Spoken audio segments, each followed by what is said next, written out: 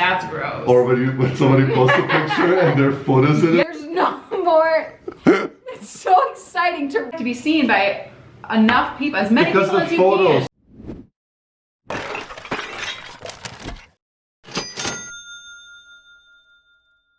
Hey everyone, how's it going? Hello. It's me, Adinio. it's me, Adinio, alongside with my beautiful wife, Melinda. We're Hustle Hooks. We sell stuff on eBay and make a living doing so, and talk about it here on the YouTube. We talk about it here. We have a special video today. We're gonna be debating all of the eBay policies. Honey, why don't you tell them which policies we're gonna be debating? First, all of them? What? All of them, or just No, the first ones one? yeah, all of them. Okay, so we're gonna be covering, we're gonna take opposing sides on photos, Okay, on titles and item specifics, okay. on buy it now versus auction, Interesting. shipping, Okay, should you Yep, offer free shipping or not? okay. I think I just drew on my jeans a little bit, no big deal. Your pen is blue and your jeans are blue, you're good. Oh, that's fair. Returns, should you offer them, yes or no? And what is that? Pro- Prowite? What is that English? In my country, promotions. Sorry, it's a scribble. Promite. We're gonna be debating eBay promites today. Promises. eBay all the promises eBay breaks. Yeah. So this is the way it's going to work. Like Mona mentioned, we're gonna pick opposite sides. We're gonna do speed rounds of 30 seconds apiece to prove our point of why we believe this is the right way to do it. Yeah. And full disclosure, we did heads and tails on a coin flip to pick sides. So Yeah. So once we debate for 30 seconds each uninterrupted, then we will have a minute round. 2-minute round? Let's do 2 minutes. 1 to 2 Let's minutes. see how long it takes. My nose itches. Hold on. Better. 1 or 2 minutes of debate interrupted, and then at the end of each segment we'll tell you what we do and why we do it. And we would love you guys' feedback. So in the comments below after each segment, tell us what you do and what kind of stuff you sell so we can kind of relate why you do those things. Yeah. You ready to get started? Let's go. I'm gonna crush you. Depends on which topic I got stuck You're with. supposed to say something like aggressive back, like, no, I'm gonna crush you. Oh no, I'm gonna crush you. It's a fierce battle. Let's get started. You should always make sure that you have a clean background in your eBay photos so that there are no distractions from your product. It also makes you look more professional, which buyers will be drawn to that. They'll know you are a serious seller and that they can count on you for a quality product. Focus on your products, not the junk around you. Nice. 24 seconds. Pretty good. Time to spare. All right. Why photo backgrounds don't matter at all. First of all, who cares? It's about the demand of the product, plus the price, the title, the item specifics. Who cares if it's a little bit messy? So what if you have your Cheetos in the background of your item that you're trying to sell? It doesn't matter. The customers don't care about your background. They don't care if you're on the floor. They don't care if you're in your garage. They don't care about the color of the background. None of that stuff matters. It's all about the item itself. Messy is fine. Everybody is messy. No time to spare. 2-minute debate round. I think you made my point for me when How's you that? mentioned Cheetos. Who If you have a cares? dirty, I would care if there's like an empty pack of Cheetos or like a dog sitting around or someone's What does that dog matter? hair. Well, I'm gonna think that I'm gonna get dog hair all over my stuff or Cheetos. Yeah, but the somewhere. item is clean and the item is well presented and Well- I'm taking good pictures of the item. What does it matter what's behind the item? I don't know where you're storing your item. What if it's gonna get sticky? So what? I don't want a sticky VCR. Yeah, but that's not the whole point. The whole point is that the item is clean. I'm just putting it down. I'm just taking a picture of it and trying to sell the item with a good title and price. I feel like if the item is in good demand, what does it matter what the background looks like? Oh, it matters. Oh, How many why? times have you Is it taken confidence? a picture of an eBay and you're like, what is this? Like when you're taking a picture of sandals and you see that big toe down That's there true. and you're just like, that's gross. Or when somebody posts a picture and their foot is in it. Yes. All right, I don't that's want true. somebody's That's a little bit of a stinky, turn dirty off. feet in my shoes. That's fair. All right. So this one goes to me, I think. I don't know. We'll let them decide. You guys decide. All Oh, right. it definitely goes to me. So This is what we actually do. So because we sell mostly shoes and clothes, we feel like a clean, neat background is really important because of a lot of the points that Melinda made about, the judgment of the buyer, right? So what we're trying to do is gain the confidence of our potential customer, and you're gonna struggle with that when you're doing it with a really dirty, messy background. So does it have to be perfect? I don't think so. But what are some of the tips you could share with people that maybe don't have a photo station set up? Or like some cheaper ways to do it, or some tips in general? I mean, you made it super cheap with just some sheets. Go buy yourself some super like low thread count cotton sheets, throw it over a table. As long as everything is picked up behind you, or if you have like wood floors in your house, I think just like a solid single color background is perfect. You don't have to go out and set up a photo booth or anything. We didn't have that for a long time, but just clean. I mean, if you looked at it, would you wonder like how is this gonna get to me? Right. I think the most important part here is not so much like a perfectly white background. So like ideally, because of Google search database and AI, the theory, I guess it's been proven, don't quote me on it, is that white backgrounds are preferred for search engine optimization so that your items can be found. I still think like a colored or slightly textured background is fine as long as it's picked up and clean. So like don't have dirty shoes, dirty socks, don't have your foot in it. If you're gonna have your hands in it, trim your nails, wash your hands, get the dirt off of your fingernails before you zoom in. So things that can be kind of a turn off. But and I think a solid color. Stick to like a solid color, if possible, or like a wood grain or something like that. Or brick grain or wood grain. Yeah, but something that's not going to pull the attention away from something else. Agreed. Specifically, I'm thinking of like clothing, but even with if you have like multicolored ornaments or toys or something like that, if you're doing it on like this. This is our tablecloth right now. It's gonna blend in. It's gonna get lost in all of that. Loud, and you want people to be able to see what they're buying to prevent them sending it back. Too busy, for sure. Yeah. All right. Tell us what you do, and please share your thoughts and opinions about clean backgrounds, clean photos versus like whatever. Let's just take a picture of it. Yeah. On to the next one. Titles and item specifics. How important are they? You should always fill in everything to the max, as many as you can that apply to your item, because people will otherwise message you. So you're reducing your work ahead of time by making sure you pre-answer their questions. And look, people want to know what they're buying. They want to know what color it is. They want to know what size it is. So give them as much information as possible so that when they're looking at your listing, they know what they're going to get and they don't have to ask you for more information. Whew. Item specifics and titles don't really matter that much.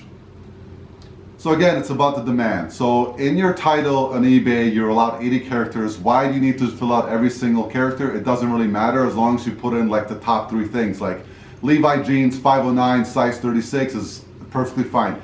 Item specifics, who cares? Let them ask questions. I barely ever even look at my item specifics.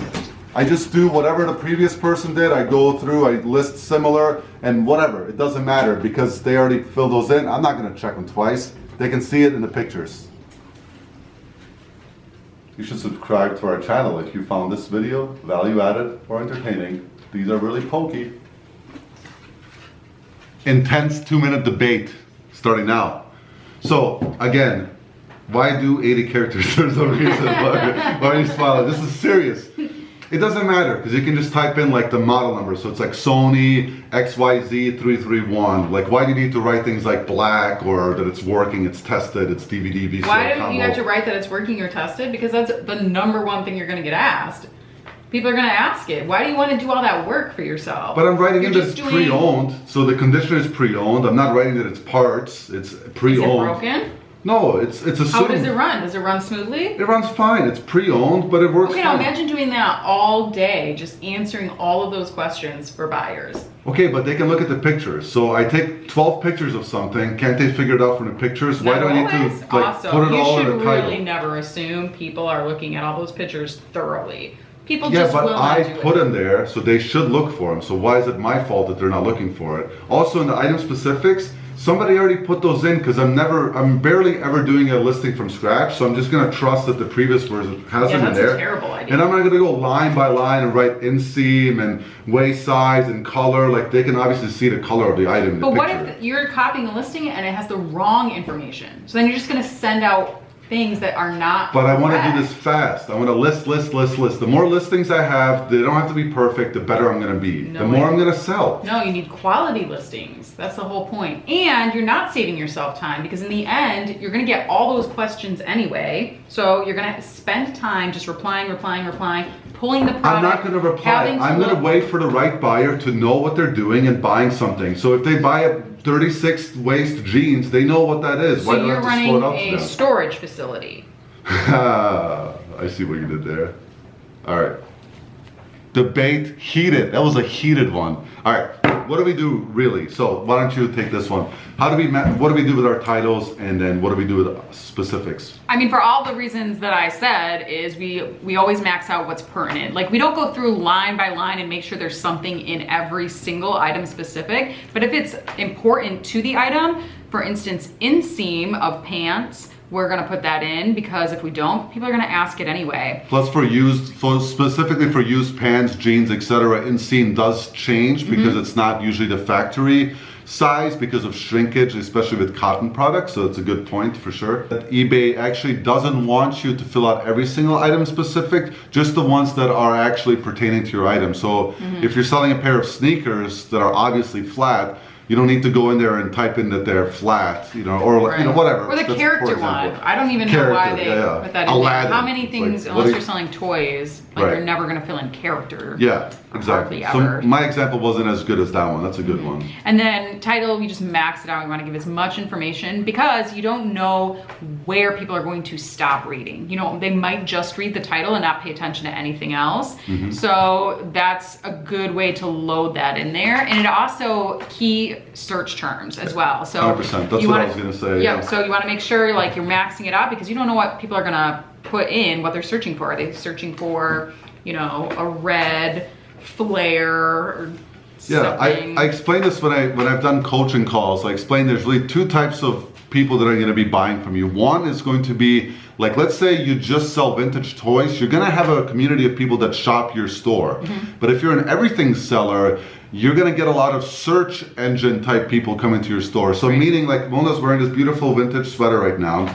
So what I'm going to try to do is fill out as much as I can in the title. So first I'm going to start with vintage, brand name, sweater, size, women's size medium or something like that. And then I'm going to put in descriptive terms like Fair Isle, geometric pattern, snowflake, beige, hand knit, things like that that are going to help people find it. So all the terms that I just said, think about those in search variations. So somebody might be searching for a vintage snowflake sweater, and this will help the customer find our potential listing because we have those search terms inside of our title. So definitely max them out.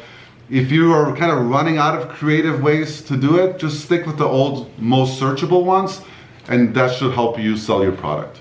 Yeah, don't add words just to fill the title that aren't accurate. Right. It's better to have a little bit shorter. I would say try to get yourself at least to 70, 72 characters. And that should be pretty easy between like color, brand, size. Model, model number, things like that. Depends on what you sell for sure. All right, on to the next. Buy it now or auction. So you should always just use buy it now. There's really ever a reason to do auctioning. It's not 1998 anymore. eBay is not an auction website.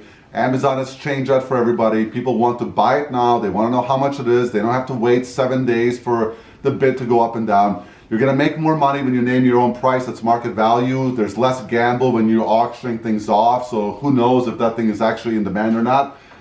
Buy it now. Auctions on eBay are fun. People really love them. There's no more. It's so exciting to race home on a Friday night to make sure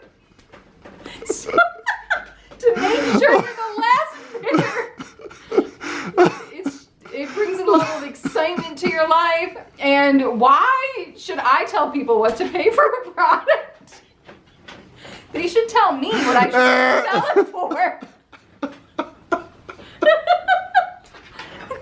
When I think of eBay, I think of auction. I think it's 1998, and I take my change and I mail it, and then no. All right, so you can make. I think I'll make one case for auctions, and this has been discussed by people before. Is like if maybe you've been away from eBay for a while and you're trying to get things back up. Auctioned items typically do appear first in search results because, for whatever reason, whatever system eBay has installed for that. But it's extremely risky, unless you're okay with breaking even or losing money on an item, I would very much steer away from that. That's the only argument I can do for it. Well, yeah, and I'll say, I guess it kind of rolls with that, but if you're looking to offload some inventory, it's just been sitting and sitting and sitting, and you just want to like let it go for dirt cheap, whatever, like 99 cents. Yeah. Well, you can clear your space, they pay shipping, so there's that. You could do it, you can start the auction off at $10 or something and just see. Right, yeah, really low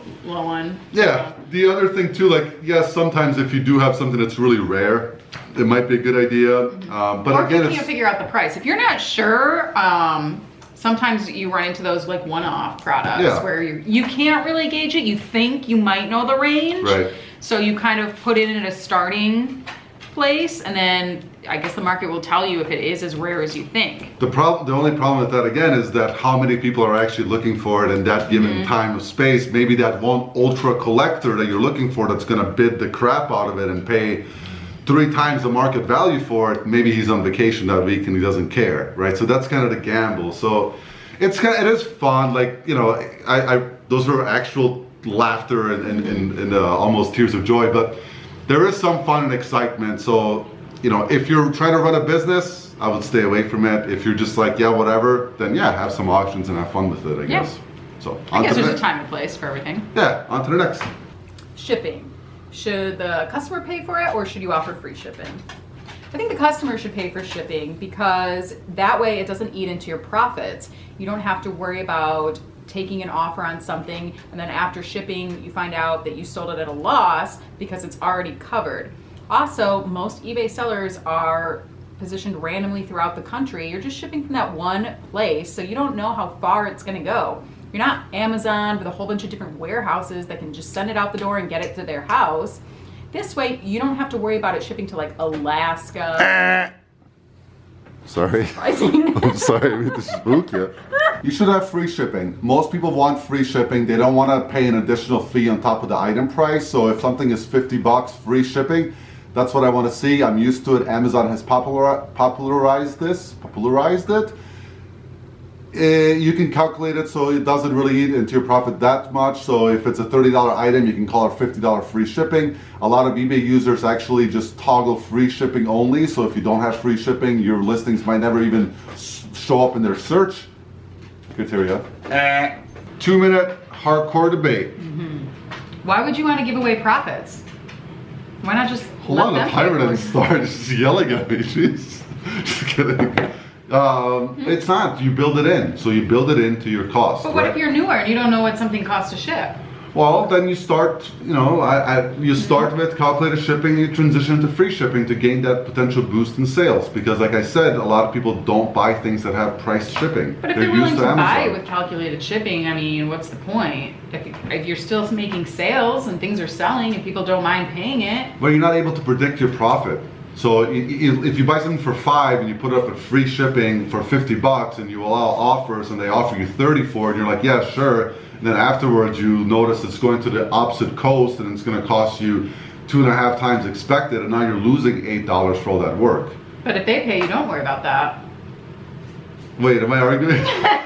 This is great. Am I arguing for you? Yeah, I think I meant the opposite of what I just said. That's what I meant. No, I think those are some really valid points. I agree. Darn. What we actually do. I think there can actually be an argument for both. Yeah, we've done them all. Yeah. So it depends on what you're selling. Depends on where you're located. Yep. Depends on what your return policy is. I think that those two things are actually pretty strongly linked. Yeah. Because I wouldn't do free on both. 100%. Yeah, I've never seen anyone on social media, YouTube, Instagram promote doing both free shipping and free returns. I think you need to do a lot of volume and you need to do some kind of smaller stuff so it doesn't like hurt your net profits all that much. So we've done all of them. So currently what we do is we actually have flat rate shipping. So we sell primarily shoes and clothes, and we know our numbers pretty well. We sell a lot of stuff, hundreds and hundreds. I think last month we did like 600 things, 700 things, something like that. So we sell quite a few items, and we've been doing this for over 3 years. So we have an idea of how much stuff costs to ship. Plus with clothing, it's just very predictable because we know most pieces of clothing we can ship for $8.30. Yeah, and you get the random things that cost a little more, which is fine because then you have other things that cost a little less. Yeah, too, and we've done free shipping too, and it worked out pretty well for us. And we did it on our at the everything time, we were store. like, yeah, that's the way to go. So I think we've learned now through our growth in eBay and as sellers, it's whatever works for you. Yep. Whatever works to make the profit that you want to make on something. Yeah, tell us what you sell and if you offer free shipping, flat rate shipping, or calculated shipping, and how that works for you in general. Yeah. On to the next topic. Returns. Should you offer them or not? Absolutely, yes. Offer returns on all your products. It doesn't even have to be free returns. They can pay for the return label back. But if you're selling something online, it just leaves a really bad taste in someone's mouth if they have to buy it without touching it, without looking at it directly, and taking the risks that it's not going to be exactly what they had in mind. Whether you described it perfectly or not, some people just get it and they're like, oh, this is not what I thought it was. They didn't look at the pictures well enough, and they're just going to make a reason to return it anyway. I've been on eBay since 1999. I don't allow returns. Why would I want people to return my stuff? Returns are bad and I don't want to deal with them. Returning stuff is so uncommon, it barely ever happens. Over the last 23 years that I've been on eBay, I've never had a return. Returns, I don't allow them. You're not returning in my store. Hold on, I gotta start the clock. I know you're excited to just tear me down. Let me speak my piece, woman. Listen, lady, why do I need returns? I don't want to deal with them. I don't allow them. You saw my title, you saw my description, you saw my pictures. I don't care. No returns, absolutely never allowed. Since 1999, I've been on eBay for 23 years. No returns. What I was going to say is I learned so much about you. Like, you're a 50-year-old Southerner. Thank you very much. Wow. Yeah, well, Guess you never know. You never know who you're married to. So why would I just don't want returns. Because people are going to make up a reason to send it back anyway. But I say no returns. I know, but they can always return it if it's item not as described. And they're going to say that it's item not as described if they want to send it back to you. And not only do they then get to return it anyway, you're going to get a ding on your account. And you can only have so many dings in a period of time before you will lose your top rated status. And who knows, maybe even kick you off. I just don't care about any of that. It just doesn't matter. Why do I allow it? So if I do everything right, I give you the pictures, the title, the price is right, the shipping is right, all that. Why do I care? I just don't want the item back. It's my personal store. It's my rules. I don't want returns. You're gonna get returns anyway. You're just gonna make your buyers mad off the bat. You won't get repeat buyers, that's for sure. Allow them to return it. So this is obviously by my joking accent. It's really real? It wasn't real. It's really hard to argue this point because what the main point is that you're trying to gain the trust of your customer.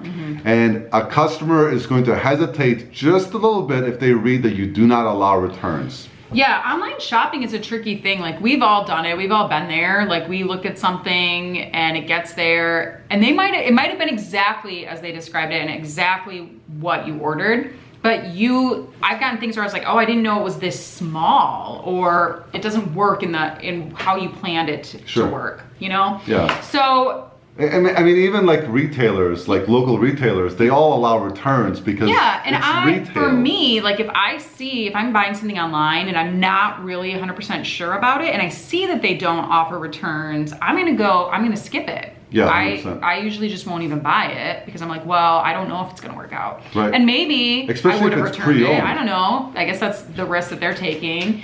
But what if I had really liked it and kept it? So then they lose that sale. Yeah, I love your points about they're gonna return it anyways, because they're gonna, bad buyers are gonna make up reasons anyways, and you're gonna get dinged anyways, and they're gonna force you. And you guys all know, if you've been selling on eBay for any amount of time, eBay always sides with the buyer. So you're gonna get screwed out of that item anyways, and it's just part of the game. You have to deal with it. But what we currently do is we actually allow free returns. So we have calculated, or we have flat rate shipping with free returns.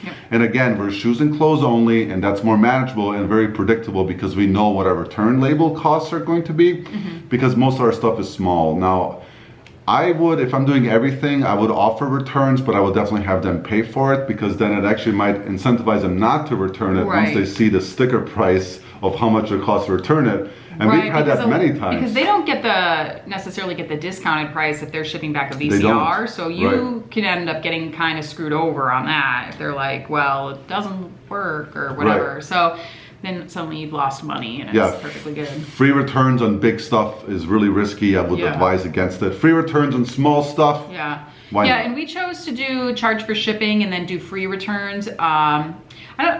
I think a good reason is because with clothing, it's really hard to know if it's going to fit you right. Everything is different. Brands, even the same size, will be different. Right. So you don't know, and it just leaves kind of a bad taste, I think, sometimes with clothing, if you have to pay to return something that just didn't work out and it's not your fault. So well said. But that's why we don't do free shipping anymore either, like Adine said.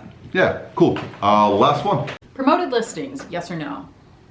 Yes, you should promote your listings. You have to promote them at least 2%, but I think it gets your product in front of more viewers. You're gonna make more sales. It says that right when you go to promote it. They say on average, sellers sell about 4 times as much if they promote their listings. You always want more people to see your product. So why wouldn't you? Slam dunk, I win, home run, touchdown, promote them. I'm already paying ridiculous fees on eBay. It's like 13%, 10%, 15%, depending on category. Now I'm giving them another 2%, 8%, 10%. Why would I pay them double the fees if I'm already paying them fees? I would rather just build my own website and just have customers come to me. I don't have to pay any fees or promotions. Jokes aside, no way I'm promoting them. I'm already paying eBay money. eBay just wants me to pay them more money. Are they a bit greedy as a giant corporation? Why do I have to pay them more money? My titles are good, pictures are good. Debating time. Again. Okay, so why wouldn't you want your product to be seen by enough people, as many people as you can? Because the photos, so I have a really good first picture. It's bright, it's clean background. Like somebody argued that it's so important to have a good clean background with one nice color. And my title's really good, and my item specifics are good. My price is on point. I have good shipping policy. Good return policy. Why do I need to pay eBay more money? What if you're competing with other professional sellers who are selling, who have all of those other things? You wanna get to the top. Well, then you want them to see your product, because I'll compete in pricing. Then I'll beat them to the price. I'll lower my price. Then what if you're on the last page and they don't make it that far? How many times have you gone to the last page of Google to see what's being offered back there? But it's so much money. 4% on a $17 sale is like cents. But if you're promoting your listings, then you're going to be selling more, which is going to make up for what you're losing. Okay, but if I'm paying 20% in total fees on an item, geez, why don't I just go sell on Poshmark and pay my 20% there? Because you're paying for the platform. Millions of people are on that platform. I'll build my own website and I'll get millions of people. How are you going to drive people to that website? I don't care. It's going to happen. So you're going to pay marketing? Yes, I'll be the marketer, but I don't want to promote my listings. Seriously, I think it's a scam. eBay's greedy, it's stupid. I think that's great because I can promote my listings and they will sell faster than yours. Do you promote your listings? All right, so what do we actually do? We promote everything at 4%. Yeah, so we've debated this a few times ourselves. Yeah. We've done as low as 2% or as low as 1%. We've never really considered doing the promote what they suggest, because those suggestions sometimes can be like 9%, and that seems a bit too much. Seem a bit high. Yep, those seem really high. My head's cut off. We can keep talking. You keep talking. My forehead is one of my best features. There it is. Yeah, so we just do 4% across the board, and we do sell a decent amount of things on promoted listings. Yeah. I mean, there's the argument of would it have sold if it wasn't promoted? I don't know, might have. If somebody was like looking for that specific thing and my filled out title was perfect and on point. Yeah, it might have sold a little bit slower, maybe increases so. I don't know if it makes a huge difference. I think you definitely can win either way. I'd love to know if you guys do promotions, how you guys decide what percentage, or if you're totally against it. We're just very curious what like the general sellers do, or if it's others do. Yeah, I think sometimes I've just snuck in like a lower percent if it's like a 200% sell through rate. Like if it's something that's just then maybe. I was listing a bunch of like random hard goods in our old store, and I did 0. I was like, I don't care. This is not really like the business store. It's just like a whatever store. But usually those are like really high in demand items, so they're gonna sell. So I could make an argument for that too. But I think for clothes and shoes, shoes and clothes, because it's so saturated in general. We're not gonna like not promote Patagonia, but promote Calvin Klein, because then it's another step for us to think about. So we just do 4% because we're trying to standardize as much as possible. Right. Yeah. So that's another argument for that. Cool. I hope you guys liked this video in this format. Yeah, I had fun. Yeah, it was a good time. I feel like it's a little bit of. If we made you smile a little bit, it's a little bit more entertaining than just us sitting there and going, you should promote at 2%, because those are boring. Yeah, and at the end of the day, probably there's an argument for all of those things on either side. That's the biggest takeaway. Yeah, we talked about it before shooting the video. Right, yeah, so there is no right or wrong way. There's just too many factors that go into all of those things. Right. And specifically you and what you want to do and how you want to run your business. So let me give you one example of like, okay, so all those things that we just debated. So let's say like you have horrible pictures, they're blurry and messy. The title isn't that great, but you got like those 2 main points in there. You offer free shipping, and then like the item specifics are good, not great, and you don't say anything in the description. It's just like whatever. But your price is $150 below market value. That item is going to fly off the shelf, right? So this is where it gets really tricky, where you're really starting to pull some teeth of like, oh, should I do this? Oh, they do this, and Harry Tornado does this, and Valley Roots does this, and Hustle Home On does that, and Hustle and Hooks says this, and it's like, do it yourself, take a deep breath, get a bunch of information, see what's working for you and the type of stuff you're selling, and then implement. If you want to mimic another successful store, then mimic their policies, because it's potentially working for them. But the best part about it is that over 3.5 years, we've argued like every single point. I mean, we're still having discussions every day. Like today, we were discussing titles and how we should format our titles. So we're constantly making changes. So that's I think really important too. Is just don't get stagnant in like, this worked in 1998. This should work now. And just review everything. If you're having a slow period and you're just saying to yourself like, hey, sales haven't been where they used to be, try making some changes. You can always change things back. It's not like once you make the decision, like that's it. You can never go back to having crappy titles. Exactly. You can always have crappy titles. Crappy titles forever. You're right. Maybe it'll work, maybe it won't. Try it out. That's the best part about it. Like you're typically, most sellers aren't spending a whole lot of money on these items anyway. So it's like, if you don't make max profit, it's not going to hurt you that much, and you can try different things out. So anyways, you want to sign us out? Don't forget to like, subscribe if the Plant Man didn't already convince you to do so. What was that all about? Weird. Pokey. So it's like in here. Yeah. Anyway, until next time, you guys. Take care.